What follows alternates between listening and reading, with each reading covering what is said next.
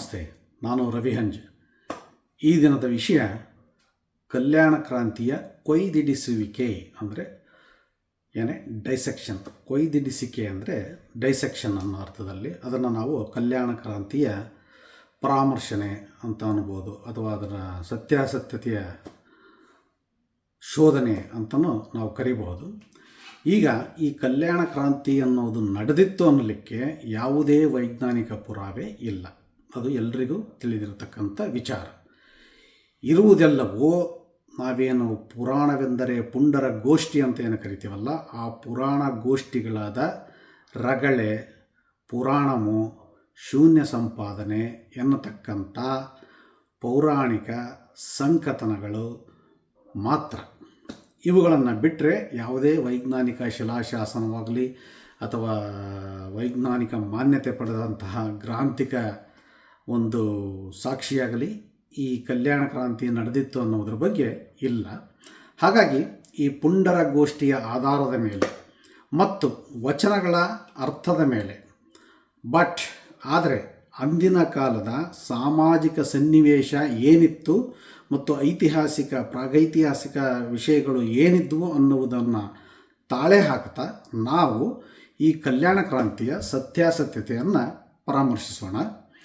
ಈಗ ನೋಡಿ, ಎಲ್ಲರೂ ತಿಳಿದಿರೋ ಹಾಗೆ ಇಸ್ಲಾಂ ದಾಳಿಯಿಂದುಂಟಾದ ಒಂದು ಧಾರ್ಮಿಕ ನಿರ್ವಾತವನ್ನು ತುಂಬಲು ಹಿಂದೂ ಧರ್ಮ ಸಡನ್ನಾಗಿ ಅದು ಯಾವಾಗ ಇಸ್ಲಾಮಿಕ್ ದಾಳಿ ಬಂತೋ ಅದರಿಂದ ಉಂಟಾದ ಧಾರ್ಮಿಕ ನಿರ್ವಾತವನ್ನು ತುಂಬಿಕೊಳ್ಳಲು ಹಿಂದೂ ಧರ್ಮ ಹುಟ್ಟಿನಿಂದ ಜಾತಿ ಅಂತಕ್ಕಂಥ ಒಂದು ನೀತಿಯನ್ನು ಅಪ್ಪಿಕೊಂಡು ತನ್ನನ್ನು ತಾನು ಉಳಿಸಿಕೊಳ್ಳಲಿಕ್ಕೆ ಈ ನವನೀತಿಯನ್ನು ಅಳವಡಿಸಿಕೊಂಡಿತು. ಈ ನೀತಿ ಒಂದೇ ಏಕಾಏಕಿ ಭಾರತದ ಮೇಲೆ ಹೇರಲಾಗಲಿಲ್ಲ. ಇದು ಎಲ್ಲೆಲ್ಲಿ ಇಸ್ಲಾಂ ದಾಳಿ ಅಂದರೆ ಉತ್ತರ ಭಾರತದಲ್ಲಿ ಇಸ್ಲಾಂ ದಾಳಿ ಶುರುವಾಯಿತು. ಅಲ್ಲಿಂದ ಕ್ರಮೇಣವಾಗಿ 12ನೇ ಶತಮಾನದ ಮಧ್ಯದ 12ನೇ ಶತಮಾನದಷ್ಟೊತ್ತಿಗೆ ಇದು ದಕ್ಷಿಣ ಭಾರತವನ್ನು ಸೇರಿತು ಅಂತ. ಹಾಗಾಗಿ ಉತ್ತರ ಭಾರತದಲ್ಲಿ ಏನು ಒಂದು ಹುಟ್ಟಿನಿಂದ ಜಾತಿಯನ್ನು ಅಳವಡಿಸಿಕೊಂಡ್ರೋ ಮತ್ತು ಅದರ ಕಟ್ಟುನಿಟ್ಟಿನ ಅನುಸರಣೆಗಾಗಿ ಈ ಗೋಮಾಂಸ ಭಕ್ಷಣೆ ನಿಷೇಧ ಮತ್ತು ಅಂತರ್ಜಾತಿ ವಿವಾಹ ಆಗುವುದನ್ನು ಬಹಿಷ್ಕಾರ ಹಾಕೋದು, ಈ ನೀತಿಗಳನ್ನೆಲ್ಲ ಅದಕ್ಕೆ ಪೂರಕವಾಗಿ ಒಂದು ಬದಲಾವಣೆಗಳನ್ನು, ಸಾಮಾಜಿಕ ಬದಲಾವಣೆಗಳನ್ನು ತಂದರು. ಅದೇ ಬದಲಾವಣೆಗಳನ್ನು 12ನೇ ಶತಮಾನದಲ್ಲಿ ದಕ್ಷಿಣ ಭಾರತಕ್ಕೆ ಅಳವಡಿಸಿಕೊಳ್ಳಬೇಕು ಅನ್ನತಕ್ಕಂಥ ಒಂದು ಸಾಮಾಜಿಕ ಸನ್ನಿವೇಶ ಸೃಷ್ಟಿಯಾಯಿತು. ಇದು ಎಲ್ಲೆಲ್ಲಿ ಇಸ್ಲಾಮರು ದಾಳಿ ಮಾಡ್ತಾ ಹೋದರೂ ಅಲ್ಲಲ್ಲಿ ಈ ಸನ್ನಿವೇಶ ಹುಟ್ಟುತ್ತಾ ವಿಕಾಸ ಹೊಂದುತ್ತಾ ಬಂದಿತು. ಸೊ ಇದಕ್ಕೆ ವಿರೋಧವಾಗಿ ಈ ನವನೀತಿ ಯಾವುದಾದ್ರು ಒಂದು ಅಮೆಂಡ್ಮೆಂಟ್ ಬಂತು ಅಂದರೆ ನವನೀತಿಯನ್ನು ಇಂಪ್ಲಿಮೆಂಟ್ ಮಾಡಿದಾಗ ಅದಕ್ಕೆ ವಿರೋಧಗಳು ಬರ್ತಕ್ಕಂಥದ್ದು ಅತ್ಯಂತ ಸಹಜ. ಇದೇ ಕಾರಣವಾಗಿ ಇದಕ್ಕೆ ತೀವ್ರವಾದ ಒಂದು ತಕ್ಷಣಕ್ಕೆ ಒಂದು ಪ್ರತಿರೋಧ ಸೃಷ್ಟಿಯಾಯಿತು. ಅದನ್ನು ವಿರೋಧಿಸಿ ಸಂಘಟನೆಗೊಂಡು ನಡೆದಿರಬಹುದಾದ ಕ್ರಾಂತಿಯೇ ಕಲ್ಯಾಣ ಕ್ರಾಂತಿ ಅಂತ ನಾವು ಹೇಳಬಹುದು. ಇದಕ್ಕೆ ನಾವು ಈಗಲೇ ಹೇಳ್ದಂಗೆ ಪುರಾಣವೆಂದರೆ ಪುಂಡರ ಗೋಷ್ಠಿಯ ಆ ಪುಂಡರ ಗೋಷ್ಠಿಗಳನ್ನು ಮತ್ತು ಸಮಗ್ರವಾಗಿ ವಚನಗಳನ್ನು ನೀವು ಅವಲೋಕಿಸಿದರೆ, ಸಮಗ್ರವಾಗಿ ವಚನಗಳನ್ನು ಗಮನಿಸಿದಾಗ ಅವುಗಳಲ್ಲೇ ಸಾಕಷ್ಟು ದ್ವಂದ್ವಗಳು ನಿಮಗೆ ಕಾಣಸಿಗ್ತವೆ. ನುಡಿದರೆ ಮುತ್ತಿನ ಹಾರದಂತಿರಬೇಕು ಅಂತ ಒಂದು ವಚನ ಇದ್ದರೆ, ಇನ್ನೊಂದು ವಚನದಲ್ಲಿ ಈ ಶಿವತತ್ವವನ್ನು ಸರಿಯಾಗಿ ಆಚರಿಸ್ತಾ ಹೋಗಿದ್ರೆ ಅವ್ರಿಗೆ ಇದು ಬೆಟ್ಟದ ಲಿಂಗವ ಹಿರಿದು ಮಾಡಿ ಅಂತ ಏನೋ ಒಂದು ವಚನ ಇದೆ, ಲೊಟನೆ ಹೊಡೆವೆ ಅಂತ ಒಂದು ಪಾದರಕ್ಷೆಗಳಿಂದ. ಅಂಥ ವೈರುಧ್ಯ ಅದು ನುಡಿದರೆ ಸ್ಫಟಿಕದ ಶಲಾಖಿ ಅಂತೆ ಅಲ್ಲ. ಅಂತಹ ದ್ವಂದ್ವಗಳು ವಚನಗಳಾದ್ಯಂತ ನಿಮಗೆ ಕಾಣಸಿಗುತ್ತೆ. ಒಂದು ಕಡೆ ಅದ್ವೈತವನ್ನು ಪುರಸ್ಕರಿಸಿ ಇನ್ನೊಂದು ಕಡೆ ಅದನ್ನು ನಿರಾಕರಿಸ್ತಾರೆ. ಒಮ್ಮೆ ಮಾಂಸ ಮದ್ಯ ಸೇವಿಸುವವರನ್ನೆಲ್ಲ ಪುರಸ್ಕರಿಸಿ ಒಳಗೊಳ್ಳುತ್ತೇವೆ ಅಂದರೆ ಇನ್ನೊಂದು ಕಡೆಗೆ ಅವರನ್ನು ತುಂಡವಾಗಿ ಖಂಡಿಸುತ್ತಾರೆ. ಇಂತಹ ದ್ವಂದ್ವಗಳು ಬದಲಾದ ಸಾಮಾಜಿಕ ಮತ್ತು ಪಂಥದ ನಿಲುವಿಗೆ ತಕ್ಕಂತೆ ಇವೆಯೇ ಹೊರತು ಇವು ವಿಕ್ಷಿಪ್ತ ಮನಸ್ಥಿತಿಯಲ್ಲ. ಯಾಕಂದರೆ ಕೆಲವರು ಹೇಳ್ಬೋದು, ಹುಚ್ಚರೇನು ಮಾಡಿ ಹಿಂಗೆ ಬರೆದಿದ್ದಾರೆ ಅಂತ. ನೋ, ಇದು ಯಾಕಪ್ಪ ಅಂದರೆ ಆಯಾಯ ಸಾಮಾಜಿಕ ಸನ್ನಿವೇಶಕ್ಕೆ. ಹಾಗಾಗಿ ಆ ವಚನಗಳನ್ನು ಅನುಭವ ಗೋಷ್ಠಿಯಲ್ಲಿ ನಡೆದ ಚರ್ಚೆಯ ದಾಖಲಾತಿಗಳು ಅಂತ ಹೇಳ್ತಾರೆ ಹೊರತು ಅವು ಯಾವುದೇ ಒಂದು ಧಾರ್ಮಿಕ ಗ್ರಂಥವಾಗಿ ಅಲ್ಲ. ಹಾಗಾಗಿ ಅವುಗಳಲ್ಲಿ ಸಾಕಷ್ಟು ದ್ವಂದ್ವಗಳಿವೆ. ಈ ದ್ವಂದ್ವಕ್ಕೆ ಕಾರಣ ಏನಪ್ಪ ಅಂದರೆ ಈ ನವನೀತಿಗಳು. ನೀವು ಯಾವಾಗ ಈ ಹುಟ್ಟಿನಿಂದ ಜಾತಿ ಅಂತಕ್ಕಂಥ ನೀತಿಯನ್ನು ನಾವು ಅಳವಡಿಸಿಕೊಳ್ಳಬೇಕು ಅಂತ ನಿರ್ಧಾರವಾಯಿತು, ಆ ಕಾಲದ ಹಿಂದೆ ಮತ್ತು ಆ ಕಾಲದ ನಂತರದ ವಚನಗಳನ್ನು ಹೀಗೆ ಡಿವೈಡ್ ಮಾಡಬಹುದು. ಡಿವೈಡ್ ಮಾಡಿದಾಗ ನಮಗೆ ಈ ದ್ವಂದ್ವಗಳು, ಓಕೆ ಇದು ಈ ವಚನನ ಈ ನೀತಿಯ ಮುಂಚೆ ಬರೆದದ್ದು, ಈ ವಚನವನ್ನು ಈ ನೀತಿಯ ನಂತರ ಬರೆದದ್ದು ಅಂತ ನಮಗೆ ಕಂಡುಕೊಳ್ತಾ ಹೋಗ್ತದೆ. ಹಾಗಾಗಿ ಈ ಕಲ್ಯಾಣ ಕ್ರಾಂತಿಯ ಒಂದು ಇದು ಏನಂದರೆ, ಈ fundamentally it is based on ಈ ಪುರಾಣಗಳು ಅಲ್ವಾ. ಸೊ ಈ ಪುರಾಣಗಳನ್ನು ಒಂದು ಸೃಜನಶೀಲ ಸಂಕತನವಾದ ಶೂನ್ಯ ಸಂಪಾದನೆಯ ಆಧಾರದ ಮೇಲಿರೋದರಿಂದ ನಾವು ಸಹ ಇದನ್ನು ಒಂದು ಏನು ಆಗಿರ್ಬೋದು ಅನ್ನೋದನ್ನು ಒಂದು ಸೃಜನಶೀಲ ಸಂಕತನದ ಮೂಲಕ ಅರ್ಥ ಮಾಡಿಕೊಳ್ಳಲಿಕ್ಕೆ ಹೋಗೋಣ. ಸೊ ಜಸ್ಟ್ ಇಮ್ಯಾಜಿನ್, ಈಗ ಒಂದು ದೃಶ್ಯ, ಸೀನ್ ನಂಬರ್ 1, ದೃಶ್ಯ 1, ಈ ರಂಗ ಸಜ್ಜಿಕೆ ಏನಪ್ಪ ಅಂದರೆ, ಈ ರಂಗ ಸಜ್ಜಿಕೆಯಲ್ಲಿ ಒಂದು ಕಡೆ ಮುಕುಂದ ಭಟ್ಟ ಮತ್ತಿತರೆ ಆತನ ಸಂಗಡಿಗರು ವಿಪ್ರೋತ್ತಮರೆಲ್ಲ ಒಂದು ಕಡೆ ಕೂರ್ತಿದ್ದಾರೆ.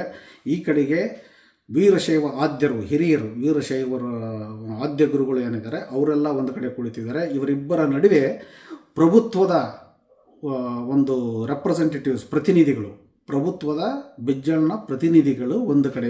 ಅವ್ರು ಯಾರಪ್ಪ ಅಂದರೆ ಈ ಕೊಂಡಿ ಮಂಚಣ್ಣ ಮತ್ತು ಸೋಮೇಶ ಇವರೆಲ್ಲರೂ ರಾಜನ ಪ್ರತಿನಿಧಿಗಳಾಗಿ ಕೂಡ್ತಿದ್ದಾರೆ. ಈ 3 ಗುಂಪು ಕುಳಿತುಕೊಂಡು ಬಸವಣ್ಣನನ್ನು ಕರೆಸ್ಕೊಂಡಿದ್ದಾರೆ. ಅದರಲ್ಲಿ ಈ ಆದ್ಯರ ಮುಖಂಡರು ಏನು ಹೇಳ್ತಾರಪ್ಪ ಅಂದರೆ, ನೀವು ಊಹೆ ಮಾಡ್ಕೊಳ್ಳಿ, ಬಸವಣ್ಣ, ಬಸವಿದೇವ, ನೀನು ಮತ್ತು ನಿನ್ನ ಶರಣ ಪಡೆಯು ಸಾಮೂಹಿಕ ಲಿಂಗಧಾರಣೆ, ಶಿವದೀಕ್ಷೆ, ದಾಸೋಹದ ಕಾರ್ಯಕ್ರಮಗಳನ್ನು ಹಾಕಿಕೊಂಡು ವೀರಶೈವ ಧರ್ಮ ಪ್ರಸಾರವನ್ನು ಸಾಕಷ್ಟು ನಿಷ್ಠೆಯಿಂದ ಮಾಡಿದ್ದೀರಿ. ಇದಕ್ಕೆ ಆ ಸಾಕ್ಷಾತ್ ಪರಶಿವನೇ ನಿಮ್ಮನ್ನು ಅನುಗ್ರಹಿಸಿದ್ದಾನೆ. ಆದರೆ ನಿನಗೆ ಈಗಾಗಲೇ ಗೊತ್ತಿರುವ ಹಾಗೆ ಉತ್ತರದಲ್ಲಿ ಈ ತುರುಕರ ಹಾವಳಿಯಿಂದ ನಮ್ಮ ಧರ್ಮಗಳನ್ನು, ನಮ್ಮ ಧರ್ಮ ಬೀರುಗಳನ್ನು, ನಮ್ಮ ಧರ್ಮ ಗುರುಗಳನ್ನು ಕೊಂದು ಅಲ್ಲಿ ನಿರ್ವಾತ ಉಂಟಾಗ್ತಾ ಇತ್ತು. ಅದನ್ನು ತಪ್ಪಿಸಲಿಕ್ಕೆ ನಾವು ಹಿಂದೂ ಧರ್ಮ, ಅಲ್ಲಿಯ ಧರ್ಮಗುರುಗಳು ಒಂದು ನಿರ್ಧಾರವನ್ನು ಮಾಡಿದ್ದಾರೆ. ಅದು ಏನಪ್ಪ ಅಂದರೆ, ಹುಟ್ಟಿನಿಂದ ಜಾತಿ ಅಂತ ಮಾಡಿದಾಗ ಆಯಾಯ ಜಾತಿಯವರು ಮತ್ತೆ ಮತ್ತೆ ತಮ್ಮ ಧರ್ಮವನ್ನು ಪುನರ್ಸ್ಥಾಪಿಸಬಹುದು. ಇಲ್ಲ ಧರ್ಮದ ಗುರುಗಳೇ ಬೇಕು ಅಂದರೆ ಅವರಿಗೆ ಸಾಕಷ್ಟು ಶಿಕ್ಷಣ ಮತ್ತು ಅನುಭವ ಇದಕ್ಕೆಲ್ಲ ಗುರು ಶಿಕ್ಷಣ ಇದನ್ನೆಲ್ಲ ಕೊಡಬೇಕಲ್ಲ. ಇದರಿಂದ ಕಾಲ ವ್ಯರ್ಥವಾಗುತ್ತೆ ಮತ್ತು ಅದು ತಕ್ಷಣಕ್ಕೆ ಸೃಷ್ಟಿಸಲಿಕ್ಕೆ ಆಗೋದಿಲ್ಲ. ಹಾಗಾಗಿ ಬೌದ್ಧ ಧರ್ಮ ನಶಿಸಿ ಹೋಗಿದೆ, ನಮ್ಮ ಹಿಂದೂ ಧರ್ಮ ಸರ್ವೈವಾಗಿರೋದು ಯಾವುದಕ್ಕಪ್ಪ ಅಂದರೆ, ಹೀಗಾಗಿ ಈಗ ಇಲ್ಲಿ ತುರುಕರ ದಾಳಿ ಬರ್ತಾ ಇರುವ ಕಾರಣ ನಾವು ಇಲ್ಲಿ ಈ ನವನೀತಿಯನ್ನು ಅಳವಡಿಸಿಕೊಳ್ಳುತ್ತೇವೆ. ಇದಕ್ಕೆ ನೀನು ಮತ್ತು ನಿನ್ನ ಶರಣರು ಬೆಂಬಲವನ್ನು ನೀಡಿ ಇದನ್ನು ಹೆಚ್ಚು ಹೆಚ್ಚು ಪ್ರಚಾರವನ್ನು ಮಾಡಬೇಕು ಅಂತ ಅವನ್ನ ಕೇಳಿಕೊಳ್ತಾರೆ. ಆಗ ಬಸವಣ್ಣನಿಗೆ ಒಂದು ರೀತಿ ಇದು ಆತನಲ್ಲಿ ಪೆಚ್ಚಾಗಿಸಿಬಿಡುತ್ತೆ, ಒಂದು ರೀತಿ ನಾವು ಶಾಕ್ ಹೊಡೆಯೋದು ಅಂತೀವಲ್ಲ ಆ ಥರ ಆಗೋಗ್ಬಿಡುತ್ತೆ. ಅದಕ್ಕೆ ಅವನು ಬಸವಣ್ಣ ಈ ಮುಕುಂದ ಭಟ್ಟ ಮತ್ತು ಅವರ ಗ್ಯಾಂಗ್ ಕಡೆ ತಿರುಗಿ, ಅಲ್ಲ ಬುದ್ಧಿ, ನಾವು ಇಷ್ಟು ದಿವಸದಿಂದ ನಾವು ಏನನ್ನು ಹೇಳಿಕೊಂಡು ಬಂದಿದ್ದೇವೆ, ನಮ್ಮ ಆದ್ಯ ಶರಣರಾದಂಥವ್ರನ್ನ, ನಾವು ಶಿವಶರಣು ಅಂದವರನ್ನು ಈಗ ನಾನು ಜಾತಿ ಹಿಡಿದು ಕೇಳಲೆ, ಮಡಿವಾಳನೆಂಬೆನೆಯ ಮಾಚಯ್ಯನ, ಡೋಹರನೆಂಬೆನೆಯ ಕಕ್ಕಯ್ಯನ, ಮಾದಾರನೆಂಬೆನೆಯ ಚೆನ್ನಯ್ಯನ, ಆನು ಹಾರುವನೆಂದಡೆ ಕೂಡಲ ಸಂಗಯ್ಯ ನಗುವನಯ್ಯ ಅಂತ ಆತ ಆ ಮುಕುಂದ ಭಟ್ಟರು ಮತ್ತು ಆತನ ಸಂಗಡಿಗರನ್ನು ಕುರಿತು ಆನು ಹಾರುವನೆಂದರೆ ಅಂದರೆ ನೀವೆಲ್ಲರೂ ಈಗ ಹಾರುವನೆಂದರೆ ಎಂತಯ್ಯ ಅಂತ ಆತ ಪ್ರಶ್ನಿಸುತ್ತಾನೆ ಅವರನ್ನು. ಆಮೇಲೆ ಪ್ರಶ್ನಿಸಿ ನಗುತ್ತಾ ಮತ್ತೆ ಈ ಕಡೆ ಇದ್ರಲ್ಲ ಪ್ರಭುತ್ವದ ಕಡೆಯವರು ಮತ್ತು ವೀರಶೈವ ದುರ್ಯಣರು ಅವ್ರ ಕಡೆ ತಿರುಗಿ, ಉತ್ತಮ ಕುಲದಲ್ಲಿ ಹುಟ್ಟಿದೆನೆಂಬ ಕಷ್ಟತನವ ಹೊರಿಸಿದಿರಯ್ಯ, ಕಕ್ಕಯ್ಯ ನೊಕ್ಕುದ ನಿಕ್ಕ ನೋಡಯ್ಯ, ದಾಸಯ್ಯ ಶಿವದಾನವ ನೆರೆಯ ನೋಡಯ್ಯ, ಮನ್ನಣೆಯ ಚೆನ್ನಯ್ಯನೆನ್ನುವ ಮನ್ನಿಸ, ಉನ್ನತ ಮಹಿಮ ಕೂಡಲ ಸಂಗಮ ದೇವ, ಶಿವಧೋ ಶಿವಧೋ ಅಂತ ಅವರಿಗೆ ಕಡೆ ತಿರುಗಿ ಹೇಳ್ತಾನೆ. ಹೀಗೆ ಹೇಳ್ತಾ ಆತ ನಿಮಗೆಲ್ಲರಿಗೂ ಶರಣಾರ್ಥಿ ಅಂತ ಅತ್ಯಂತ ಮ್ಲಾನವದನಾಗಿ ಆ ಸಭೆಯಿಂದ ನಿರ್ಗಮಿಸ್ತಾನೆ. ಇತ್ತ ಈ ಅಲ್ಲಿ ನೆರೆದಂಥ ಪ್ರತಿನಿಧಿಗಳು, ಧರ್ಮಬೀರುಗಳು ಇವರು ಸಹ ರಂಗದಿಂದ ನಿರ್ಗಮಿಸ್ತಾರೆ. ಇದು ಸೀನ್ ನಂಬರ್ 1. ಓಕೆ, ಈಗ ಸೀನ್ ನಂಬರ್ 2, ದೃಶ್ಯ 2. ಈ ಎರಡನೇ ದೃಶ್ಯ ಏನಪ್ಪ ಅಂದರೆ, ಹಿನ್ನೆಲೆಯಲ್ಲಿ ಬಸವಣ್ಣನ ಮಹಾಮನೆಯ ಅಂತರಂಗದ ಸಭೆ. ಏನು ಅನುಭವ ಮಂಟಪ ಅಂತಾರಲ್ಲ ಆ ಅನುಭವ ಮಂಟಪದಲ್ಲಿ ಎಲ್ಲ ಸಭಿಕರು ಸೇರ್ಕೊಂಡಿದ್ದಾರೆ. ಎಲ್ಲ ಬಸವಾದಿ ಶರಣರು ಸೇರಿಕೊಂಡು ಎಲ್ಲರ ಮುಖದ ಮೇಲೂ ಒಂದು ರೀತಿ ಬರಸಿಡಿಲು ಬಡಿದಂಥ ಭಾವ. ತಮ್ಮೆಲ್ಲ ಹೋರಾಟಗಳು, ರೂಪುರೇಷೆಗಳು, ಅವರು ಏನು ಇದುವರೆಗೂ ನಂಬಿಕೊಂಡು ಬಂದಂಥ ಸಿದ್ಧಾಂತಗಳೆಲ್ಲವೂ ಬುಡಮೇಲಾಗಿರ್ತಕ್ಕಂಥ ಒಂದು ಪೆಚ್ಚು ಮುಖಭಾವವನ್ನು ಅವರೆಲ್ಲರ ಮುಖಗಳ ಮೇಲೆ ನೋಡಬಹುದಾಗಿತ್ತು. ಆಗ ಬಸವಣ್ಣ ತಮ್ಮ ಈ ಶರಣರೊಟ್ಟಿಗೆ ಈ ಹೊಸ ನಿಯಮಾವಳಿಗಳನ್ನು ಕುರಿತು ಹೇಳ್ತಾನೆ. ನೋಡಿ, ಮುನ್ನಿನ ಆದ್ಯರ ಪತಂಗಳು ಇನ್ನಾರಿಗೆ ಅಳವಡವು ನೋಡ, ಬಲ್ಯನಾಗಿ ಒಲ್ಲೆನು ಅವರ ಸಲ್ಲರು ಶಿವಪಥಕ್ಕೆ, ಒಳ್ಳಿಹ ಮೈಲಾರನ ಸಿಂಗಾರದಂತೆ, ವೇಷಿಯ ಬಾಯ ಎಂಜಲ ನುಂಬ ದಾಸಿಯ ಸಂಸಾರದಂತೆ, ಕೂಡಲ ಸಂಗನ ಶರಣ ನರಿಯದೆ ಉಳಿದ ಭಂಗಿತರ ಅಂತ ಅವರನ್ನು ಹಿರಿಯರ ಆದ್ಯರನ್ನು ಹೀಯಾಳಿಸಿ ಹೀಗೆ ಅವರು ಒಂದು ಹೊಸ ಅಮೆಂಡ್ಮೆಂಟ್ನ ತಂದುಬಿಟ್ಟಿದ್ದಾರೆ, ಏನು ಮಾಡಬೇಕು ಅಂತ ಆತ ತನ್ನ ಶರಣರಿಗೆ ಕೇಳ್ತಾನೆ. ಆಗ ಶರಣರ ಮುಖಂಡರಾದಂಥ ನಮ್ಮ ಅಲ್ಲಮ ಪ್ರಭುದೇವರು ಏನು ಹೇಳ್ತಾರಪ್ಪ ಅಂದರೆ ಅದಕ್ಕೆ ಪ್ರತಿಸ್ಪಂದಿಸುತ್ತಾ, ಅಲ್ಲ, ಜಾನು ಜಂಗೆಯಲ್ಲಿ ಹುಟ್ಟಿ ಜಂಗಮ ನೆನೆಸಿಕೊಳ್ಳಬಹುದೇ, ಅಟಾವು ಹಿಂಗಿದಡೆ ಭಂಗಿತನು ಕಂಡ ಅಂತರಂಗದೊಲದ ಗೂದನರಿಯದ ಗುಹೇಶ್ವರನೆಂಬುದ ಮೀರಿದ ಘನವ ಅಂತ ಅವರನ್ನು ಹೀಗಳೆಯುತ್ತಾ ಕೈಯಾಡಿಸ್ತಾ, ಇದೆಲ್ಲ ಸರಿಯಿಲ್ಲ, ಇವರು ಆದ್ಯರಲ್ಲ, ವೇದ್ಯರಲ್ಲ, ಸಾಧ್ಯರಲ್ಲದ ಹಿರಿಯರ ನೋಡ, ತನುವಿಕಾರ, ಮನವಿಕಾರ, ಇಂದ್ರಿಯ ವಿಕಾರದ ಹಿರಿಯರ ನೋಡ, ಶಿವಚಿಂತೆ ಶಿವಜ್ಞಾನಿಗಳ ಅಳವಾಡಿ ನುಡಿವರು, ಗುಹೇಶ್ವರ ನರಿಯದ ಕರ್ಮಿಗಳಯ್ಯ ಅಂತ ಅವರನ್ನು ಆತ ಹೀಯಾಳಿಸಿ ಈ ನವ ನೀತಿಗಳೇನು ಬಂದಿದ್ದಾವೆ ಅವು ತಪ್ಪು ಅಂತ ಕಡಾಖಂಡಿತವಾಗಿ ಹೇಳಿ ಆ ಆದ್ಯರನ್ನು ಆತ ಮೂದಲಿಸುತ್ತಾನೆ. ಆಗ ನಮ್ಮ Channabasavanna, the Young upcoming star of ಅಧ್ಯಾತ್ಮ, ಅವರು ಎದ್ದು ನಿಂತು ಚನ್ನಬಸವಣ್ಣವರು ಏನು ಹೇಳ್ತಾರಪ್ಪ ಅಂದರೆ, ಜಾತಿ ಹಿಡಿದು ಜಂಗಮ ಮಾಡಬೇಕೆಂಬ ಪಾತಕರು ನೀವು ಕೇಳಿರೋ, ಜಾತಿ ಘನವೋ ಗುರುದೀಕ್ಷೆ ಘನವೋ, ಜಾತಿ ಘನವಾದ ಬಳಿಕ ಆ ಜಾತಿಯೇ ಗುರುವಾಗಿರಬೇಕಲ್ಲದೆ, ಗುರುದೀಕ್ಷೆ ಪಡೆದು ಗುರುಕರ ಜಾತರಾಗಿ ಜಾತಕವ ಕಳೆದು ಪುನರ್ಜಾತರಾದವೆಂಬುದು ಏತಕ್ಕೆ ಬೊಗಳುವಿರೋ ಅಂತ ಅವರನ್ನು ಖಂಡಿಸುತ್ತಾ ಸಭೆಯ ಸುತ್ತ ಒಂದು ಉಗ್ರವಾದ ಒಂದು ನೋಟವನ್ನು ಬೀರ್ತಾನೆ. ಆಗ ಆತನ ಮಾತುಗಳು ತುಂಬ ಕಟುಮನಿಸ್ತೇನೋ ಅಂತ ಆತನಿಗೆ ಅನಿಸುತ್ತೆ. ಯಾಕಂದರೆ ಎಲ್ಲರೂ ಪೆಚ್ಚಾಗಿ ಕೂತಿದ್ದರೆ ಅವರು ಆ ಪೆಚ್ಚಾಗಿ ಕುಳಿತವ್ರನ್ನ ಅದೇನು ಉದ್ರೇಕಿಸಲಿಲ್ಲ. ಹಾಗಾಗಿ ಮತ್ತೆ ತಕ್ಷಣಕ್ಕೆ ಆತ ತನ್ನ ಮುಖಭಾವವನ್ನು ದೀನನಾಗಿ ನಿಟ್ಟುಸಿರು ಬಿಡುತ್ತಾ, ಗುರುವಿನಲ್ಲಿ ಗುಣವನ್ನರಸುವರೇ, ಲಿಂಗದಲ್ಲಿ ಲಕ್ಷಣವನ್ನರಸುವರೇ, ಜಂಗಮದಲ್ಲಿ ಜಾತಿಯನ್ನರಸುವರೇ, ಛೇ ಅರಸಿದರೆ ನಾಯ ನರಕ ತಪ್ಪದು ಕೂಡಲ ಚನ್ನ ಸಂಗಮ ದೇವ ಅಂತ ಆತ ಮತ್ತೆ ಈ ಎಲ್ಲ ನವರಸಗಳನ್ನು ತುಂಬಿಕೊಂಡು ಆ ವಚನವನ್ನು ಹೇಳ್ತಾನೆ. ಆಗ ಅಕ್ಕಮಹಾದೇವಿ ತನ್ನ ಮುಡಿಯನ್ನು ಸರಿಪಡಿಸಿಕೊಳ್ತಾ ಅದನ್ನು ಒಪ್ಪುವಾಗಿ ಒಗ್ಗೂಡಿಸ್ತಾ, ಲಿಂಗದೆಂದು ದಯಿಸಿ ಅಂಗವಿಡಿದಿಪ್ಪ ಪುರಾತನರ ಇಂಗಿತವೇನೆಂದು ಬೆಸಗೊಂಬಿರಯ್ಯ, ಅವರ ನಡೆಯೇ ಆಗಮ, ಅವರ ನುಡಿಯೇ ವೇದ, ಅವರ ಲೋಕದ ಮಾನವರೆನ್ನಬಹುದೇ ಅಯ್ಯ ಅಂತ ಅವರು ಅಕ್ಕಮಹಾದೇವಿ ನಿಟ್ಟುಸಿರು ಬಿಟ್ಟು ಹೇಳ್ತಾಳೆ. ಅದನ್ನು ನೋಡಿ ಚನ್ನಬಸವಣ್ಣ ಮತ್ತೆ, ಕಾಂಡಾವಿಯ ಕೀಲ ಬಲ್ಲರೆ, ಮಂದರಾವಿಯ ಅನುವ ಬಲ್ಲರೆ, ಷಣ್ಣಾವಿಯ ಭಾವವ ಬಲ್ಲರೆ, ಕಾಳಾಮುಖದ ನಿಲವ ಬಲ್ಲರೆ, ಕೂಡಲ ಚನ್ನ ಸಂಗನೆಂಬನು ಎನ್ನುತ್ತಾ ಒಂದು ಆ ವಚನವನ್ನು ಇನ್ನೂ ಇದೆ.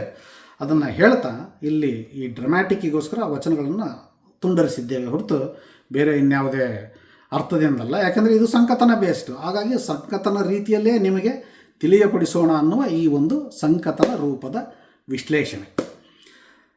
ಆಗ ಮತ್ತೆ ಆತ ನಿಟ್ಟುಸಿರು ಎಳೆದುಕೊಳ್ತಾ ಮತ್ತೇನಂತ ಹೇಳ್ತೇನೆ ಅಂದರೆ, ಗುರುಲಿಂಗ ಜಂಗಮ ವೇಕವಾದುದೇ ಗುರುವಲ್ಲದೆ, ಗುರುಲಿಂಗ ಜಂಗಮ ವೇಕವಾದುದೇ ಗುರುವಲ್ಲದೆ, ಪಿತಾ ಮಾತೆ ಸತಿ ಸುತ ಅತ್ತೆ ಮಾವ ಇದಲ್ಲದೆ, ಯೋಗಿ ಜೋಗಿ ಶ್ರವಣ ಸನ್ಯಾಸಿ ಕಾಳಾಮುಖಿ ಪಾಶುಪತಿ ಎಂಬ ಷಡುದರ್ಶನದ ಶೈವಕರ್ಮಿಗಳ ಗುರುವು ಎಂಬುದಕ್ಕೆ ನಾಚದವರ ನೇನೆಂಬನಯ್ಯ, ಆ ಮಹಾಗಣ ಗುರುವಿಂಗೆ ಇಂತಿವರನ್ನೆಲ್ಲರ ಸರಿಗಂಡಡೆ ಒಂದೇ ಎಂದು ನುಡಿದರೆ, ಅಘೋರ ನರಕ ತಪ್ಪದಯ್ಯ ಕೂಡಲ ಚನ್ನ ಸಂಗಮ ದೇವ ಅಂತ ಮತ್ತೆ ಆತ ಇವರನ್ನು ಎಲ್ಲ ಹಿರಿಯರನ್ನು ಹೀಯಾಳಿಸ್ತಾ ಮತ್ತೆ ಸಭೆಯನ್ನು ಉತ್ತೇಜಿಸಲು ಅವರ ಒಂದು ಪೆಚ್ಚಾದವರನ್ನು ಎಚ್ಚರಿಸಿ ಒಂದು ಆವೇಶವನ್ನು ತುಂಬಲಿಕ್ಕೆ ಈ ವಚನವನ್ನು ಹಾಡ್ತಾನೆ.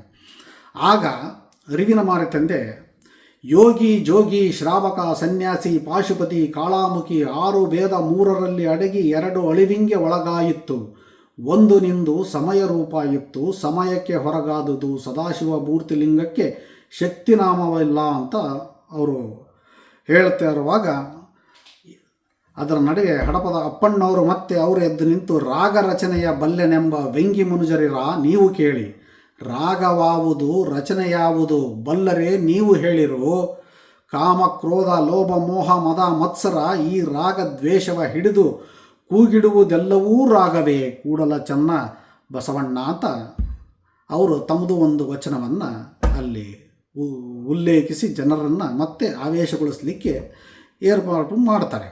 ಆಗ ನೆರೆದ ಗುಂಪಿನಲ್ಲಿ ಇವರೆಲ್ಲರ ವಚನಗಳನ್ನು ಕೇಳಿ ಜನಗಳು ಸ್ವಲ್ಪ ಆಲೋಚನೆಗೆ ಬಂದು ಗುಸುಗುಸು ಗದ್ದಲ ಗೊಂದಲ ಇದು ಆ ಸಭೆಯಲ್ಲಿ ಆರಂಭವಾಗುತ್ತದೆ. ಆಗ ಕೆಲವರು ಎದ್ದು ನಿಂತು ಇಲ್ಲ ಭಿನ್ನ ಅವರು ಆದ್ಯರು ಹೇಳೋದು ಸರಿ ಇದೆ ಅಂತ ಅಲ್ಲಿ ಭಿನ್ನಮತ ಶುರುವಾಗುತ್ತದೆ. ಆಗ ಅಮುಗೆ ರಾಯಮ್ಮ ಆ ಭಿನ್ನಮತಕ್ಕೆ ಒಂದು ಧ್ವನಿಯಾಗಿ ಆಕೆ ಏನು ಹೇಳ್ತಾಳೆ, ತೊಗಲ ಬೊಕ್ಕಣದಲ್ಲಿ ಪಾಷಾಣವ ಕಟ್ಟುವರಲ್ಲದೆ ಪರುಷವ ಕಟ್ಟುವರೆ, ಮಣ್ಣ ಹರವಿನಲ್ಲಿ ಸುರೆಯ ತುಂಬುವರಲ್ಲದೆ ರತ್ನವ ತುಂಬುವರೆ, ಆದ್ಯರ ವಚನಗಳಿರ್ದುದ ಕಾಣಲರಿಯದೆ ನಾಘನ ತಾಘನವೆಂದು ಅಗಮ್ಯವ ಬೀರುವ ಅಜ್ಞಾನಿಗಳ ವಿರಕ್ತರೆಂಬೆನೆ, ಅನುಭಾವಿಗಳೆಂಬೆನೆ, ನಿಜವನರಿದ ಲಿಂಗೈಕ್ಯರೆಂಬೆನೆ, ಅಮುಗೇಶ್ವರ ಲಿಂಗವನರಿಯದ ಜ್ಞಾನಿಗಳ ಆರೂಢರೆಂಬೆನೆ ಅಂತ ಇವಳು ಒಂದು ಭಿನ್ನಮತದ ಧ್ವನಿಯನ್ನು ಆ ಸಭೆಯಿಂದ ಹೊರಡಿಸಿ ಆ ಆದ್ಯರನ್ನು ವಿರೋಧಿಸುವವರನ್ನು ಪ್ರಶ್ನಿಸುತ್ತಾಳೆ.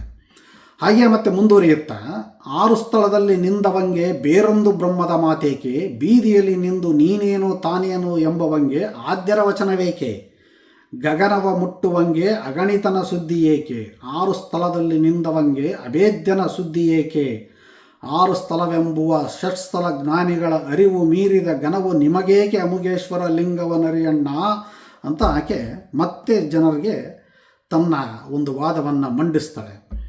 ಈಗ ಈ ಗೊಂದಲ ಗೊದ್ದಲ ಇದನ್ನೆಲ್ಲ ನೋಡಿ ಅಲ್ಲಮ ಪ್ರಭುಗಳು ಸದ್ದು ಪುರಾತನರು ಈ ನವನೀತಿಗಳು ಏನಾದರೂ ಮಾಡಿಕೊಳ್ಳಿ, ಆ ಪುರಾತನರು, ನಾವು ಮಾತ್ರ ಸನಾತನವಾಗಿದ್ದಂಥ ಪುರಾತನ ಚಾರಿತ್ರ್ಯದಂತೆ ಕಾಯಕ ಜಾತಿಯಲ್ಲಿಯೇ ಇರೋಣ, ಹುಟ್ಟಿನಿಂದ ಜಾತಿ ಬೇಡ, ನಾವು ಸದಾ ಹೇಗಿತ್ತು ಯಾವುದು ಕಾಯಕದ ಜಾತಿ, ಕಾಯಕ ಬೇಸ್ಟ್ ಜಾತಿ ಅದು ಇರಲಿ ಅಂತ ಅವರು ಆವ ಜಾತಿಯಾದಡೂ ಆಗಲಿ ಪುರಾತನ ಚಾರಿತ್ರ್ಯದಲ್ಲಿ ನಡೆದು ಗುರುಲಿಂಗ ಜಂಗಮಕ್ಕೆ ಅರ್ಥ ಪ್ರಾಣಾಭಿಮಾನಮಂ ಕೊಟ್ಟು ಅಹಂಕಾರ ಒಳಿದಿಹಂತಹ ಮಹಾತ್ಮರ ಬಾಯ ತುಂಬಲವ ಮೆಲುವೆ ಬೀಳುಡಿಗೆಯ ಹೊದಿವೆ, ಅವರ ಪಾದರಕ್ಷೆಗಳೆರಡನ್ನೂ ಮಂಡೆಯ ಮೇಲೆ ಹೊತ್ತುಕೊಂಡು ಬದುಕುವೆನಯ್ಯ, ಆ ಗಣಗಳ ದಾಸ ನಾನು ಜನ್ಮ ಜನ್ಮದಲ್ಲಿ ಆಗುವೆ ಕಾಣ ಗುಹೇಶ್ವರ ಅಂತ ಅವರು ಸಭೆಗೆ ಉದ್ದೇಶಿಸಿ ಒಂದು ದೃಢ ನಿರ್ಧಾರ ಅಂದರೆ ಒಂದು ದೃಢ ಮಾರ್ಗದರ್ಶನವನ್ನು ನೀಡ್ತಾರೆ. ಅಂದರೆ ಯಾರು ಯಾವ ಆದ್ಯರು ಸನಾತನವಾಗಿ ಇದ್ದಂಥ ಜಾತಿ ಪದ್ಧತಿ ಅಂದರೆ ಕಾಯಕದ ಬೇಸ್ಡ್ ಜಾತಿ ಪದ್ಧತಿ ಏನಿತ್ತೋ ಅದನ್ನು ಮುಂದುವರಿಸಿಕೊಂಡು ಹೋಗುವಂಥವರ ಪಾದರಕ್ಷೆಗಳನ್ನು ನಾನು ತಲೆ ಮೇಲೆ ಹೊದ್ದು ಅವರ ದಾಸಾನುದಾಸನಾಗಿರುತ್ತೇನೆ, ಆದರೆ ಈ ನವನೀತಿಯನ್ನು ಯಾವುದೇ ಕಾರಣಕ್ಕೂ ಒಪ್ಪುವುದಿಲ್ಲ ಅಂತ ಖಡಾಖಂಡಿತವಾಗಿ ಅವರು ತಮ್ಮ ಒಂದು ನಿರ್ಧಾರವನ್ನು ನಿರ್ಧಾರವನ್ನು ತಿಳಿಸುತ್ತಾರೆ. ಆಗ ಸೊಡ್ಡಳ ಬಾಚರಸ, ಈವರೆಗೆ ಎಲ್ಲ ಜಾತಿಯವರ ನಡುವೆ ವೈವಾಹಿಕ ಸಂಬಂಧಗಳಾಗುತ್ತಿದ್ದವು, ಈಗ ಜಾತಿಯೊಳಗೆ ಮದುವೆಯಾಗಬೇಕೆನ್ನುತ್ತಾರೆ. ಹೀಗಿದ್ದಾಗ ಶಿಖಿ ಬ್ರಾಹ್ಮಣ, ನಯನಕ್ಷತ್ರಿಯ, ನಾಸಿಕ ಬಣಜಿಗ, ಅದರ ಒಕ್ಕಲಿಗ, ಕರ್ಣಗೊಲ್ಲ, ಕೊರಳು ಕುಂಬಾರ, ಬಾಹುಪಾಂಚಾಳ, ಅಂಗೈ ಉಪ್ಪಾರ, ನಖ ನಾಯಿಂದ, ಒಡಲು ಡೊಂಬ, ಬೆನ್ನು ಅಸಗ, ಚರ್ಮ ಬೇಡ, ಪೃಷ್ಠಸ್ಥಾನ ಕಬ್ಬಿಲಿಗ, ಒಳದೊಡೆ ಹೊಲೆಯ, ಮೊಣಕಾಲು ಈಳಿಗ, ಕಣಕಾಲು ಸಮಗಾರ, ಮೇಗಾಲು ಮಚ್ಚಿಗ, ಚಲಪಾದವೆಂಬ ಅಂಗಾಲು ಶುದ್ಧ ಮಾದಿಗ ಕಾಣಿರು, ಇಂತಿ 18 ಜಾತಿ ತನ್ನಲ್ಲಿ ಉಂಟು, ಇವು ಇಲ್ಲ ಎಂದು ಜಾತಿಗೆ ಹೋರುವ ಜ್ಞಾನಿಗಳ ನಮ್ಮ ಸೊಡ್ಡಳ ದೇವರು ಮೆಚ್ಚನಯ್ಯ ಅಂತ ಅವರು ಜನರಿಗೆ ಮತ್ತೆ ಇದೆಲ್ಲದೇ ಏನು ಹೇಳ್ತಾ ಇದೆ, ಸನಾತನವಾಗಿ ಇದ್ದಂಥ ಒಂದು ಹುಟ್ಟಿನಿಂದ ಜಾತಿ ಅಲ್ಲದ ವ್ಯವಸ್ಥೆಯನ್ನು ಇವರೆಲ್ಲರೂ ತಮ್ಮ ವಚನದಲ್ಲಿ ಈ ಸಭೆಯಲ್ಲಿ ಉಲ್ಲೇಖಿಸ್ತಾರೆ. ಮತ್ತು ಈಗಿನ ನಮ್ಮ ನವಸಂಶೋಧಕರು ಹೇಳ್ತಾರಲ್ಲ, ಭಾರತದಲ್ಲಿ ಅನಾದಿಯಾಗಿತ್ತು ಜಾತಿ ಪದ್ಧತಿ, ಹುಟ್ಟಿನಿಂದ ಜಾತಿ ಪದ್ಧತಿ ಅಂತ, ಅದೆಲ್ಲದನ್ನು ಈ ಶರಣರು ನಿವಾಳಿಸಿ ಎಸೆಯುತ್ತಾರೆ ಅಲ್ವಾ. ಹೀಗೆ ವಚನಗಳನ್ನು ಆಯಾಯ ಸಾಮಾಜಿಕ ಸನ್ನಿವೇಶದಿಂದ ಹೋಲಿಸಬೇಕು ಅಂತ ನಾನು ಯಾಕೆ ಹೇಳ್ತೀನಿ ಅಂದರೆ, ಅವನು ವಿಮರ್ಶಿಸಬೇಕು ಅಂತ ಯಾಕೆ ಹೇಳ್ತೀನಿ ಅಂದರೆ ಇದೇ ಕಾರಣಕ್ಕೆ. ಈಗ ನೋಡಿ, ಅವರು ಆ ವಚನವನ್ನು ಹೇಳಿದ ತಕ್ಷಣಕ್ಕೆ ಎಲ್ಲ ಶರಣರು ಮತ್ತೆ ಅವರ ಬ್ಯಾಕ್ ಟು ದ ಫಾರ್ಮ್, ಅವರು ಮತ್ತೆ ಫಾರ್ಮಿಗೆ ಬಂದ್ಬಿಟ್ರು. ಎಸ್, ನಾವೀಗ ಮತ್ತೆ ವಚನಕಾರರಾಗೋಣ ಅಂತ ಒಬ್ಬೊಬ್ಬರು ಒಂದೊಂದು ವಚನಗಳನ್ನು, ಫಾರ್ ಎಕ್ಸಾಂಪಲ್, ಮಾಯಾ ಯೋನಿಯಲ್ಲಿ ಹುಟ್ಟುವ ಮರುಳರೆಲ್ಲರೂ ಮಹಾಜ್ಞಾನಿಗಳ ಪರೆ, ಕಾಮ ವಿಕಾರಕ್ಕೆ ತಿರುಗುವ ಜೀವಗಳ್ಳರು, ಅನಾದಿ ವಸ್ತುವನ್ನರಿವರೆ, ಮಾತಿನಲ್ಲಿ ಮಹಾಜ್ಞಾನಿಗಳೆಂಬ ವೇಷಧಾರಿಗಳ ಕಂಡು ನಾಚುವೆ ಕಾಣ ಅಮುಗೇಶ್ವರ ಅಂತ ಒಂದು ವಚನ ಗುಂಪಿನಿಂದ ಬಂದರೆ, ಇನ್ನೊಂದು ವಚನ ಈ ಕಡೆ ಗುಂಪಿನಿಂದ, ಮತನದ ಲೀಲೆಯಲ್ಲಿ ಹುಟ್ಟುವುದೇ ಬ್ರಹ್ಮವು, ಶ್ರುತಿ ಸ್ಮೃತಿಗಳಿಗೆ ಅಳವಡದು ನೋಡ, ಪೃಥ್ವಿಯೊಳಗಿಲ್ಲದ ಅಚಲವಪ್ಪ ಘನವನು, ಸಾಚಾರಾಚರದಲ್ಲಿ ಬರಿತವೆಂಬೆ, ಇಲ್ಲದ ಲಿಂಗವನಲ್ಲಲ್ಲಿಗೆ ಉಂಟು ಮಾಡುವ ಈ ಲೀಲೆಯ ವಾರ್ತೆ ಎಲ್ಲಿಯದೋ ಗುಹೇಶ್ವರ ಅಂತ ಇನ್ನೊಂದು ವಚನ ಬಂದರೆ, ಮತ್ತೆ ಇವರು ಸ್ಫೂರ್ತಿಗೊಂಡು ಬಿಡ್ತಾರೆ ವಚನಗಳನ್ನು ಹೇಳಲಿಕ್ಕೆ ಆ ಸಭೆಯಲ್ಲಿ.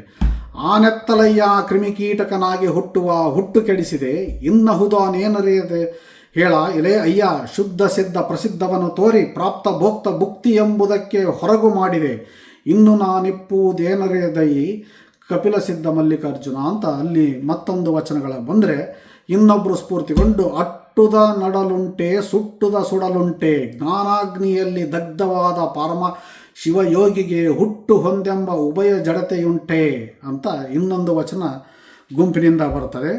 ಹೀಗೆ ವಚನಗಳ ಮಹಾಪೂರ್ವವೇ ಅಂದರೆ ಸನಾತನವಾಗಿ ಇದ್ದಂಥ ವೃತ್ತಿಯಿಂದ ಜಾತಿ ಅದೇ ಸರಿ, ಈ ಹೊಸ ನವನೀತಿಗಳು ನಮಗೆ ಬೇಡ ಎನ್ನತಕ್ಕಂಥ ವಚನಗಳ ಮಹಾಪೂರ್ವವೇ ಹರಿದು ಬರುತ್ತೆ.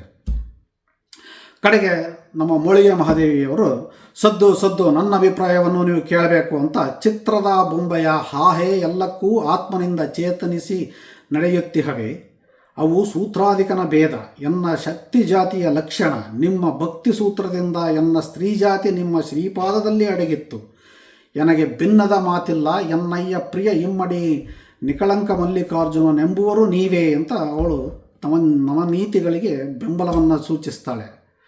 ಹೀಗೆ ಬೆಂಬಲ, ಈ ನವನೀತಿಗೆ ಬೆಂಬಲ ವಿರೋಧ, ಪರ ವಿರೋಧಗಳು ಆ ಒಂದು ಸಭೆಯಲ್ಲಿ ಕಂಡಾಗ ಅಕ್ಕಮಹಾದೇವಿಗೆ ಇದು ಇದು ಮುಂದೆ ಏನಾಗಬಹುದು ಅನ್ನೋ ಒಂದು ಸೂಚನೆ ಸಿಕ್ಕು ಅಕ್ಕಮಹಾದೇವಿಯವರು ಜಾತಿಶೈವ ಅಜಾತಿಶೈವವೆಂದೆರಡು ಪ್ರಕಾರವಾಗಿ ಹುದಯ್ಯ, ಜಾತಿಶೈವರೆಂಬುವವರು ಶಿವಂಗ್ಯ ಭೋಗ ಸ್ತ್ರೀಯರಯ್ಯ, ಅಜಾತಿ ಶೈವರೆಂಬುವರು ಶಿವಂಗ್ಯ ಕುಲಸ್ತ್ರೀಯರಯ್ಯ ಅಂತ ಅವರು ಒಂದು ವಚನವನ್ನು ಹಾಡಲಿಕ್ಕೆ ಶುರು ಮಾಡಿದಾಗ ನಮ್ಮ ರೇಚದ ಬಂಕಣ್ಣವರು ಎದ್ದು ನಿಂತು, ಅಕ್ಕ ದಯವಿಟ್ಟು ಇದನ್ನು ನಾನು ಮುಂದುವರಿಸ್ತೇನೆ ಅಂತ ಅವರು ಇದನ್ನು ಗಟ್ಟಿಯಾಗಿ, ಜಾತಿಶೈವರು ಅಜಾತಿಶೈವರೆಂದು ಎರಡು ಪ್ರಕಾರವಾಗಿ ಹರಯ್ಯ, ಜಾತಿಶೈವರೆಂಬುವರು ಶಿವಂಗ್ಯ ಭೋಗ ಸ್ತ್ರೀಯರಯ್ಯ, ಅಜಾತಿಶೈವರೆಂಬುವರು ಶಿವಂಗ್ಯ ಕುಲಸ್ತ್ರೀಯರಯ್ಯ, ಜಾತಿಶೈವರೆಂಬುವರು ಸರ್ವಭೋಗಗಳ ಬಯಸಿ ಮಾಡುವರಾಗಿ, ದ್ವಾರೇ ಯಸ್ಸಾಚ ಮಾತಂಗೋ ವಾಯುವೇಗ ತುರಂಗಮಃ ಅಂತ ಒಂದು ವಚನವನ್ನು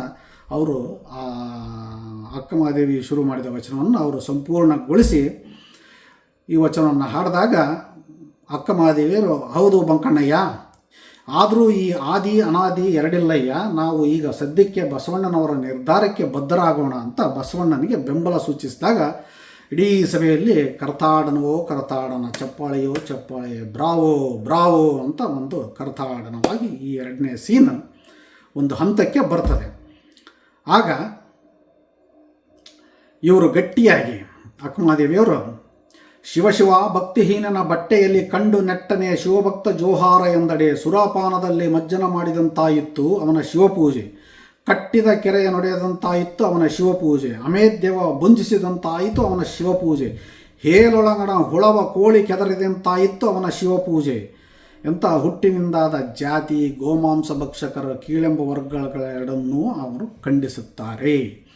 ಇದಕ್ಕೆ ಭಿನ್ನಮತವನ್ನು ಗಟ್ಟಿಯಾಗಿ ಕುಷ್ಟಗಿ ಕರಿಬಸವೇಶ್ವರರು ಏನು ಹೇಳ್ತಾರಪ್ಪ ಅಂದರೆ, ಆಗಸಗಿತ್ತಿ ನಾಯಿದಗಿತ್ತಿ ಬಸ್ತಿಯ ಜೈನಗಿತ್ತಿ ಬೆಸ್ತ ಬೇಡತಿ ಹೊಸಮಾದಗಿತ್ತಿ ಹೊಲತಿ ಡಂಬತಿ ಹಸಲಗಿತ್ತಿ 18 ಜಾತಿಯ ಎಂಜಲವ ಬುಂಜಿಸುವ ತಂಬಲ ಗಳ್ಳರಿಗೆ ಗುರುಲಿಂಗ ಜಂಗಮದ ಪಾದೋದಕ ಪ್ರಸಾದವೆಲ್ಲಿಯದೋ ಇಲ್ಲ ಅಖಂಡ ಪರಿಪೂರ್ಣ ಘನಲಿಂಗ ಗುರು ಚನ್ನ ಬಸವೇಶ್ವರ ಶಿವ ಸಾಕ್ಷಿಯಾಗಿ ಅಂತ ಅವರು ಸಭೆಯಿಂದ ಹೊರಗೆ ನಡೀತ್ಬಿಡ್ತಾರೆ. ಆಗ ಅಮುಗೆಯ ರಾಯಮ್ಮ, ಕಾಲಾಡಿಯಂತೆ ದೇಶ ದೇಶಕ್ಕೆ ತಿರುಗಲೇತಕ್ಕೆ ಪರಸಮಯದ ಜೈನನಂತೆ ನುಡಿಯಲೇತಕ್ಕೆ ಅರಿವುಳ್ಳವರ ಕಂಡು ಅಗಮ್ಯವ ನುಡಿಯಲೇತಕ್ಕೆ ಲಿಂಗವನಪ್ಪಿದ ನಿಜಮಹಿಮರ ಮಾತು ಕಲಿತು ಮಂಡೆಯ ಬೋಳಿಸಿಕೊಂಡು ಈಶನ ವೇಷವ ತೊಟ್ಟು ಗ್ರಾಸಕ್ಕೆ ತಿರುಗುವ ವೇಷಾಧಾರಿಗಳ ಲಿಂಗೈಕ್ಯರೆಂದಡೆ ಅಘೋರ ನರಕ ತಪ್ಪದು ಕಾಣ ಅಮುಗೇಶ್ವರ, ನಡೆ ನಡೆ ನೀನು ಅಂತ ಆತನಿಗೆ ಸವಾಲು ಹಾಕಿ ಕಳಿಸ್ತಾರೆ. ಆಗ ಸಭೆ ಒಂದು ಮಟ್ಟಕ್ಕೆ ಶಾಂತವಾಗಿ ಈಗ ಮುಂದಿನ ಪರಿಹಾರ ಏನು ಅಂತ ಅವರು ಕೇಳ್ತಾರೆ. ಆಗ ಬಸವಣ್ಣವರು, ಇನ್ನು ನಾವು ಇದುವರೆಗೂ ಕಾಯವೇ ಕೈಲಾಸ ಅಂತ ನಾವು ನಮ್ಮ ಕಾಯದಲ್ಲಿ ವಾಸವಾಗಿರತಕ್ಕಂಥ ದೇವರನ್ನು ಪೂಜಿಸ್ತಾ ಇದ್ವಿ, ನಮ್ಮ ದೇಹವನ್ನೇ ಪೂಜಿಸ್ಕೊಳ್ತಾ ಇದ್ವಿ, ನಮ್ಮ ಆತ್ಮಲಿಂಗವನ್ನು ಕರದಲ್ಲಿ ತಂದು ಪೂಜಿಸ್ತಾ ಇದ್ವಿ. ಈಗ ಸದ್ಯಕ್ಕೆ ಆಧ್ಯಾತ್ಮಕ್ಕೆ ಒಂದು ವಿರಾಮ ನೀಡೋಣ. ಈಗ ಬೇಕಾಗಿರುವುದು ಒಂದು ಸಾಮಾಜಿಕ ಕಳಕಳಿ. ಹಾಗಾಗಿ ನಮ್ಮ ಆಯ್ದಕ್ಕೆ ಮಾರಯ್ಯನವರು ಕಾಯವೇ ಕೈಲಾಸ ಎನ್ನುವುದನ್ನು ಕಾಯಕವೇ ಕೈಲಾಸ ಎಂದಿದ್ದಾರೆ. ಈಗ ಸದ್ಯದ ಸಾಮಾಜಿಕ ಪರಿಸ್ಥಿತಿಗೆ ಆಧ್ಯಾತ್ಮದ ಕಾಯವೇ ಕೈಲಾಸ ಬೇಕಿಲ್ಲ, ಇನ್ನು ಮುಂದೆ ನಾವು ಕಾಯಕವೇ ಕೈಲಾಸ ಎಂದು ಉದ್ಘೋಷಿಸಿ ಈ ವೃತ್ತಿಯಿಂದ ಜಾತಿ ಅನಾದಿಯಾಗಿ ಏನಿತ್ತೋ ಇದೇ ಇರಲಿ ಅಂತ ನಮ್ಮ ಹೋರಾಟವನ್ನು ನಾವು ಮುಂದುವರಿಸಿ ಈ ಕಾಯಕದ ಜಾತಿಯನ್ನೇ ಹೆಚ್ಚು ಹೆಚ್ಚು ಪ್ರಚಾರ ಮಾಡೋಣ. ಅದಲ್ಲದೆ ಈ ಅಂತರ್ಜಾತಿ ವಿವಾಹವಾಗುವುದನ್ನು ನಿರ್ಬಂಧಿಸಿದ್ದಾರಲ್ಲ, ಇದು ತಪ್ಪು, ಇದನ್ನು ನಾವು ವಿರೋಧಿಸಬೇಕು. ಹಾಗಾಗಿ ಚೆನ್ನಯ್ಯನ ಮನೆಯ ದಾಸನ ಮಗನು ಕಕ್ಕಯ್ಯನ ಮನೆಯ ದಾಸಿಯ ಮಗಳು ಇವರಿಬ್ಬರೂ ಹೊಲದಲ್ಲೂ ಬೆರಣಿಗೆ ಹೋಗಿ ಸಂಗಮ ಮಾಡಿದರು. ಇವರಿಬ್ಬರಿಗೆ ಹುಟ್ಟಿದ ಮಗ ನಾನು ಕೂಡಲ ಸಂಗಮ ದೇವ ಸಾಕ್ಷಿಯಾಗಿ ಅಂತ ಒಂದು ವಚನವನ್ನು ಹಾಡಿ, ಈ ವಚನದ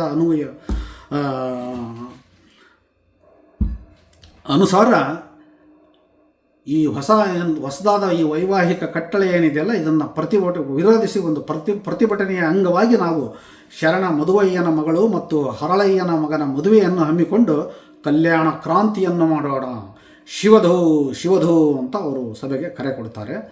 ಆಗ ಸಿದ್ದರಾಮೇಶ್ವರನು, ಕುಲದಿಂದಧಿಕವೆಂದು ಹೋರಾಡುವ ಅಣ್ಣಗಳಿರ ಕೇಳಿರಯ್ಯ, ಬ್ರಾಹ್ಮಣನವ ಮದುವಯ್ಯ ಚಾಂಡಾಲನವ ಹರಳಯ್ಯ, ಅವರ ಮಕ್ಕಳ ಮದುವೆ ಮಾಡುತ್ತೇವೆ ಏಕೆಂದರೆ ಸನಾತನವಾಗಿ ದೂರ್ವಾಸನವ ಮಚ್ಚಿಗ ಊರ್ವಶಿಯಾಕೆ ದೇವಾಂಗನೆ, ಚಾಂಡಾಲನವ ಪರಾಶರ ಕುಸುಮಗಂಧಿಯಾಕೆ ಕಬ್ಬಿಲಗಿತ್ತಿ, ಜಪತಸ್ತತ್ಪಣವ ಪುಣತಃ ಕಪಿಲ ಸಿದ್ಧ ಮಲ್ಲಿಕಾರ್ಜುನ ಕೇಳ ಕೇದಾರಯ್ಯ ಅಂತ ಅವರು ಮತ್ತೆ ಸನಾತನವಾಗಿ ಇದ್ದಂತಹ ಜಾತಿರಹಿತ ಸಮಾಜದ ಒಂದು ಉಲ್ಲೇಖವನ್ನು ಕೊಟ್ಟು ಸನಾತನವಾಗಿ ಇದ್ದಂಥ ಅಂತರ್ಜಾತಿ ವಿವಾಹದ ಸಾಕ್ಷ್ಯವನ್ನು ಕೊಡ್ತಾರೆ. ದೂರ್ವಾಸನವ ಮಚ್ಚಿಗ ಊರ್ವಶಿಯಾಕೆ ದೇವಾಂಗನೆ, ಚಾಂಡಾಲನವ ಪರಾಶರ ಕುಸುಮಗಂಧಿಯಾಕೆ ಕಬ್ಬಿಲಗಿತ್ತಿ ಅಂತ ಹೇಳ್ತಾ, ಇವರು ಈ ಸನಾತನವಾಗಿ ಇವರೇನಾಗಿದ್ದರು ಅದೇ ರೀತಿಯಾಗಿ ನಾವು ಬ್ರಾಹ್ಮಣನಾದ ಮದುವಯ್ಯನ ಮಗಳನ್ನು ಚಾಂಡಾಲನಾದ ಹರಳಯ್ಯನ ಮಗನಿಗೂ ಮದುವೆಯನ್ನು ಮಾಡುತ್ತೇವೆ ಅಂತ ಅಂದಾಗ ಎಲ್ಲರೂ ಕಲ್ಯಾಣ ಕ್ರಾಂತಿಗೆ ಜಯವಾಗಲಿ, ಕಲ್ಯಾಣ ಕ್ರಾಂತಿಗೆ ಜಯವಾಗಲಿ ಅಂತ ಒಂದು ಉದ್ಘೋಷವನ್ನು ಕೂಗಿ ಆ ಸಭೆಯಲ್ಲಿ ಒಂದು ಗಟ್ಟಿ ನಿರ್ಧಾರವನ್ನು ಮಾಡಿ ಸಭೆಯನ್ನು ಬರಖಾಸ್ತುಗೊಳಿಸ್ತಾರೆ.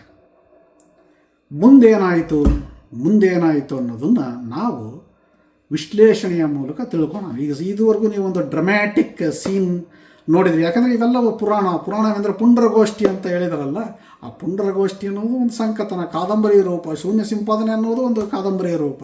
ಹಾಗಾಗಿ ನಾವು ಇದನ್ನು ಒಂದು ಕಾದಂಬರಿ ರೂಪದ ಈ ಮ್ಯೂಸಿಕಲ್ ಅಂತ ಅಂತಾರೆ. ನೀವು ರಗಳೆ ನೋಡಿದರೆ ಅದೆಲ್ಲದು ಕಾವ್ಯಮಯವಾಗಿದೆ, ಸಂಭಾಷಣೆಗಳೆಲ್ಲವೂ ಕಾವ್ಯಮಯವಾಗಿದೆ. ಈ ವೆಸ್ಟರ್ನ್ ಪಾಶ್ಚಿಮಾತ್ಯ ರಾಷ್ಟ್ರಗಳಲ್ಲಿ ಮ್ಯೂಸಿಕಲ್ ಅಂತ ಓಪ್ರಾ ಹೌಸ್ ಅಂತ ಕೇಳಿರ್ತಲ್ಲ, ಅಲ್ಲಿ ನಡೆರ್ತಕ್ಕಂಥ ಮ್ಯೂಸಿಕಲ್ಗಳು ಇದೇ ರೀತಿಯಾಗಿರ್ತವೆ. ಸಂಭಾಷಣೆಗಳೆಲ್ಲವೂ ವಚನಗಳ ರೀತಿ ಅಂದ್ಕೊಂಬಿಡಿ, ಅದರಲ್ಲಿ ಹಾವ ಭಾವ ನೃತ್ಯ ಎಲ್ಲದೂ ಇರುತ್ತೆ. ಆ ರೀತಿಯಾಗಿ ಒಂದು ಕಲ್ಪಿಸಿಕೊಳ್ಳಿ, ಯಾಕಂದರೆ ಇದು ಸಂಕಥನ ಬೇಸ್ಡ್, ಇದಕ್ಕೆ ಯಾವುದೇ ಒಂದು ವೈಜ್ಞಾನಿಕ ಶಿಲಾಶಾಸನದ ಸಾಕ್ಷಿ ಪುರಾವೆ ಏನೂ ಇಲ್ಲ, ಇದೆಲ್ಲವೂ ಪುರಾಣದ ಬೇಸ್ಡು. ಹಾಗಾಗಿ ಇದನ್ನು ಈ ರೀತಿಯ ಸಂಕಥನದ ರೂಪದಲ್ಲಿ ಹೇಳಿದ್ದೇನೆ. ಬಟ್ ಹವೆವರ್ ಕಡೆಗೆ ಹೀಗೆ ಹಮ್ಮಿಕೊಂಡ ಈ ಕಲ್ಯಾಣ ಕ್ರಾಂತಿ ಮುಂದೇನಾಯಿತು ಅಂತ ನಿಮಗೆ ಗೊತ್ತಾಗಿದೆ.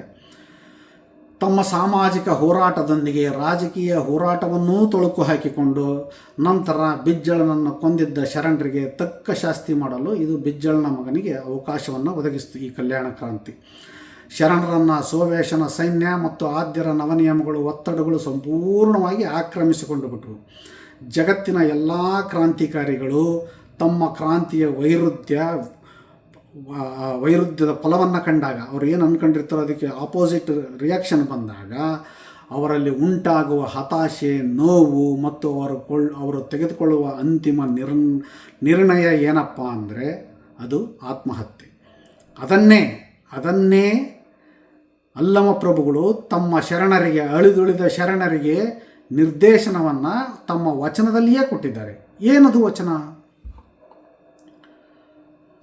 ಅವಧಿ ಅಳಿಯಿತ್ತು, ವ್ಯವಧಾನ ಉಳಿಯಿತ್ತು, ನಿಜವೇ ನಿಜವನೊಡಗೂಡಿತ್ತು ಕೇಳಾ ಬಸವಣ್ಣ.